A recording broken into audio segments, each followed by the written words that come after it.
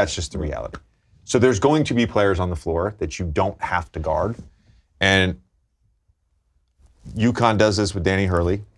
I saw the Baylor women's team do this at the end of a game on a need 3 situation, is you use the non-shooter in the corner.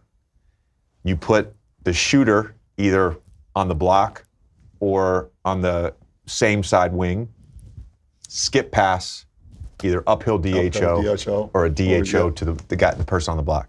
Baylor used it to get a game-tying 3 to send it into overtime. Yeah, because then his man can't really help on those hands. Exactly. So far away from So far away. You have to, I think that's one thing, and I think the other thing is using your shooters as screeners more. You know, both on the ball and off the ball. Back screen, you know, into a down screen or back screen into a ball screen, just trying to get your shooter involved. But your idea is a really good one because they're always late. You were talking about being late to the handoff and the ball screen, the overreaction. That's a good point.